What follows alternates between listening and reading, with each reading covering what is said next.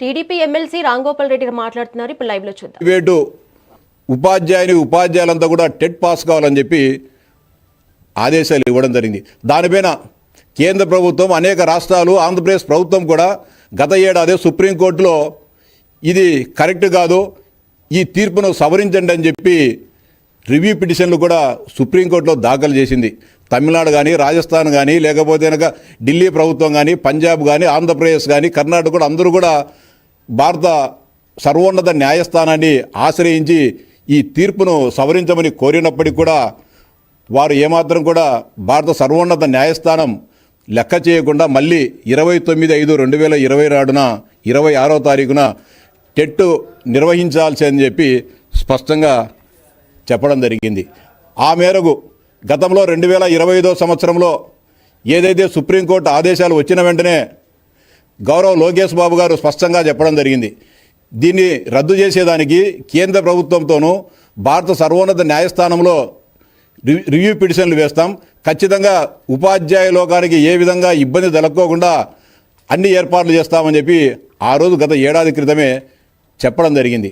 మళ్ళీ ఇటీవలనే మేలో ఈ తీర్పు వచ్చినప్పుడు గత నెలలో మేమంతా కలిసి, శాసనమండలి సభ్యులమంతా కలిసి విద్యాశాఖ మంత్రి లోకేష్ బాబు గారిని కలిసినప్పుడు కూడా ఖచ్చితంగా ఉపాధ్యాయ లోకానికి ఇబ్బంది కలగని విధంగా, ఏ ఒక్క ఉపాధ్యాయుడు కూడా ఇబ్బంది పడని విధంగా వారందరూ కూడా ప్రత్యేక టెట్ నిర్వహిస్తాం, వారందరినీ కూడా ఆందోళన చెందవద్దు, ఇది నా మాటగా చెప్పండి అని చెప్పి కూడా ఆ రోజు లోకేష్ బాబు గారు చెప్పిన సూచనల మేరకు, సలహా మేరకు, ఆదేశాల మేరకు మేము కూడా ఉపాధ్యాయ లోకాలందరికీ కూడా చెప్పడం జరిగింది.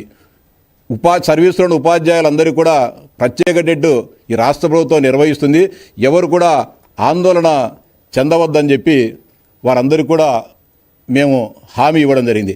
ఆ మేరకే నిన్న స్పెషల్ టెట్కి సంబంధించిన ఉత్తర్వులను రాష్ట్ర ప్రభుత్వం జారీ చేయడం జరిగింది. జగన్మోహన్ రెడ్డి గారిని మొన్న ఆయన పులివెందుల పర్యటన సందర్భంగా కొంతమంది ఉపాధ్యాయులు కలిసి టెట్ను రద్దు చేయించాలని చెప్పి ఆయన కోరిన మేరకు ఆయన ఒక పెద్ద స్టేట్మెంట్ ఇవ్వడం జరిగింది. టెట్ రద్దు చేసేదానికి నేను పోరాడతా, మా ఎంపీలంతా కూడా పోయి ఉద్యమిస్తారని చెప్పి చెప్పడం జరిగింది. మళ్ళీ నిన్న ఏం చేశాడు, టెట్ ఇన్ సర్వీస్ టీచర్లకు టెట్ రద్దు చేయాలి, లేకపోతే నేను ఉద్యమిస్తా అని చెప్పిన ఎక్స్లో ఆయన పోస్ట్ చేసిన 2 గంటలకే చంద్రబాబు నాయుడు గారు, లోకేష్ బాబు గజ్జ గజ్జ గజ్జ గజ్జ గజ్జ ఒరిగిపోయి ఇన్ సర్వీస్ టీచర్లందరికీ ప్రత్యేక టెట్ నిర్వహిస్తామని చెప్పి ఆదేశాలు ఇవ్వడం జరిగింది, ప్రభుత్వ ఉత్తర్వులు ఇవ్వడం జరిగిందని చెప్పి ఎక్స్ వేదికగా ఆయన చెప్పడం జరిగింది. ఈ సందర్భంగా జగన్మోహన్ రెడ్డి గారు సలహా సూచిస్తున్నా, చంద్రబాబు నాయుడు గారికి మీరు డిమాండ్ చేసిన 2 గంటల్లోనే జీవో విడుదల చేసి మీ బెదిరింపులకు భయపడడం జరిగింది. అదే విధమైన బెదిరింపులను భారత ప్రధానమంత్రి నరేంద్ర మోడీ గారికి కూడా ఇవ్వండి. 40 గంటలు మీకు సమయం ఇస్తున్నా, మీరు భారత పార్లమెంటులో ఈ టెట్ రద్దు చేయాలని చెప్పి రాజ్యాంగ సవరణ చేసినా సరే టెట్ను రద్దు చేయండి, లేకపోతే మీ ప్రభుత్వాన్ని కూలదోస్తా అని చెప్పి ఢిల్లీ ప్రభుత్వానికి